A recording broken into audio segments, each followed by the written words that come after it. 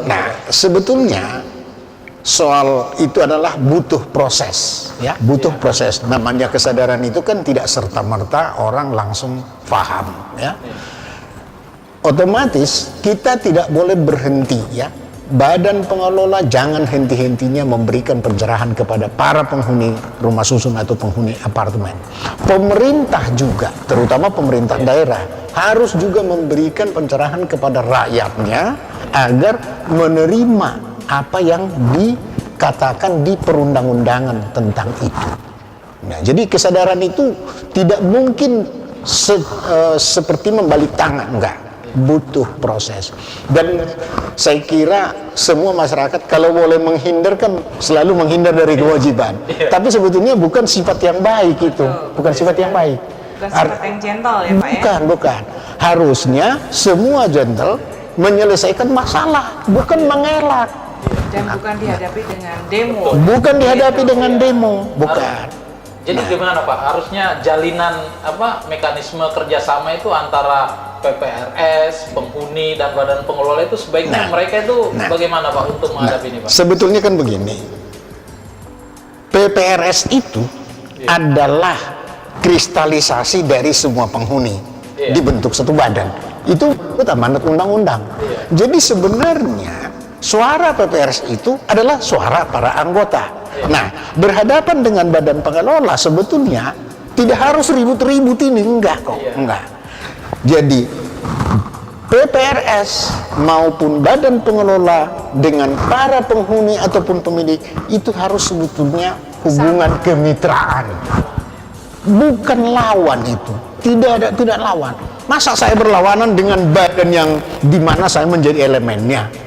Masa saya harus berlawanan dengan badan pengelola yang mengerjakan sesuatu untuk kepentingan saya? Kan begitu, bukan lawan.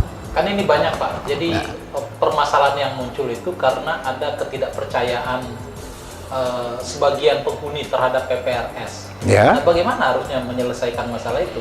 Nah, sebetulnya ya jangan berhenti-hentinya kita bersosialisasi, mensosialisasikan, ya. Kuncinya di situ. Saya kira masyarakat kita juga harus bisa menerima apa yang dijelaskan oleh para ahli dan para ahli, ya. Tokoh-tokoh masyarakat, ya tolonglah kita minta bantuan. Tapi itu semuanya harus didorong oleh pemerintah daerah. Pemerintah daerah sebagai yang mempunyai tanggung jawab dalam hubungan masyarakat di daerahnya masing-masing, saya kira jangan berhenti untuk memberikan sosialisasi. Kalau Bapak lihat selama ini Pak, dukungan dari pemerintah daerah khususnya terhadap pembinaan, penghunian dan pengelolaan di apartemen itu bagaimana Pak? Menurut saya perlu peningkatan. Perlu peningkatan, itu yang saya katakan. Karena saya mantan orang pemerintah juga kok. Iya Pak. Saya dari pemerintah, perlu peningkatan. Secara spesifik Pak, peningkatannya di mana Pak? Ya, artinya begini, kalau misalnya ada masalah di sesuatu apartemen, gitu, pemerintah hadirlah di sana untuk menengahi itu persoalan. Ya, hadir di situ. Jangan harus ditunggu misalnya di kantor, harus ditunggu ada datang di kantornya pemerintah. Jangan, pemerintah itu datang di tempat, di lokus peristiwa itu. Nah, datang di situ, berikan penjelasan. Karena pemerintah itu kan miliknya developer juga, miliknya badan pengelola juga, miliknya para penghuni juga dan pemilik. Itu milik bersama. Untuk semua dia. Menarik pembicaraan kita pada hari ini, saudara-saudara sekalian. Pak Mazon, Ibu Ari, kita juga ini ditonton sama pemirsa Bu.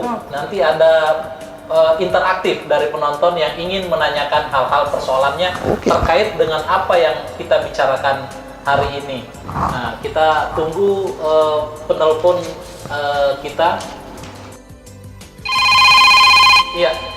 Tampaknya Bu Ari, Pak Mazon sudah masuk dari pemirsa kita, telepon, ya, silakan masuk ini. Oke. Halo. Halo. Halo, selamat siang. Iya, dari mana Pak? Dari mana? Selamat siang Pak, saya Andri Pak. Andri ya? Iya, Pak Andri dari mana Pak Andri? Saya dari Jakarta Pak, saya salah satu pemilik apartemen di kawasan Jakarta Pusat. Iya. Ya, saya mau tanya ke Bu Ari dan Pak Amazon ya. Iya, iya Pak. Ini saya sebagai pemilik dan penghuni Pak ya. Ini yang saya rasakan hampir setiap tahun ada kenaikan IPL yang cukup memberatkan Pak. Dan saya lihat sih di setiap kenaikan memang ada laporan keuangan di lobi-lobi masing. Cuma kalau saya lihat kondisi keuangan tuh baik Pak. Dana kita masih banyak. Saya lihat sinking fund sampai miliaran.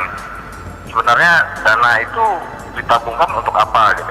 Nah, apakah dana itu bisa digunakan untuk subsidi yang dibilang defisit gitu dari pengelola gedungnya? Mohon tanggapan Bu Ari dan Pak Amazon ya. Iya, terima kasih. Terima kasih Pak Andri atas pertanyaannya. Jadi Pak Amazon dan Bu Ari, ini ada pertanyaan dari Pak Andri di Jakarta. Beliau ini menanyakan bahwa sebetulnya kenaikan IPL itu tidak perlu karena ada yang namanya dana tabungan. Yang dimaksud ini sinking fund. Dana cadangan ya. Iya, betul Bu. Nah, bagaimana sih Bu tanggapan Ibu atas pertanyaan ini? Silakan Ibu. Oke. Mungkin Pak Andri ya tadi ya penonton Iya, tadi dari Jakarta Bu. tidak begitu memahami yang namanya dana cadangan. Iya. Karena di sini dalam pengelolaan itu biasa terbagi ada dua dana ya, Betul. satu dana operasional dan satu dana cadangan. Iya. Di mana dana cadangan adalah dana yang dicadangkan oleh badan pengelola Iya. untuk hal-hal yang emergensi sifatnya. Betul Bu. Salah satu contoh misalnya ketika terjadi lift talinya putus. Nah, iya. Kita Gempa tidak- ya, atau tidak. struktur gitu ya Betul. Bu ya? Iya, betul. Jadi kami pengelola tidak mungkin untuk langsung meminta kepada para penghuni untuk membeli atau mengganti part-part yang kita butuhkan seperti itu. Nah, badan pengelola biasanya menggunakan dana cadangan tersebut untuk segera melakukan penggantian. Dalam waktu 1x24 jam lift Iya. itu bisa beroperasional kembali. Jadi tidak perlu rapat dulu menentukan berapa biayanya Betul sekali. karena ada dana Betul, gitu karena ya, sudah ada Bu, ya? dana Iya. cadangan. Iya. Sementara dana operasional ya operasional yang sehari-hari seperti Iya. untuk cleaning service, untuk kebersihan, untuk keamanan, itulah yang kami pergunakan dengan Iya. dana operasional. Iya. Seperti itu. Oke, Pak Amazon, ini mungkin Pak Amazon perlu menjelaskan ini ke masyarakat. Apa itu service charge, apa itu sinking fund, Pak? Karena banyak orang nggak tahu apa fungsinya. Seperti yang ditanyakan oleh Pak Andri tadi, apa boleh digunakan untuk kegiatan-kegiatan yang operasional sinking fund itu, Pak? Silakan, Pak. Baik Pak. Jadi sebetulnya kita kembalikanlah saja kepada perundang-undangan. Undang-undang sudah mengaturnya ini, Iya, Pak. bahwa ada sebenarnya dua kantong uangnya perhimpunan. Betul. Ah, iya. Satu kantong sinking fund, satu service charge. Nah. Nah,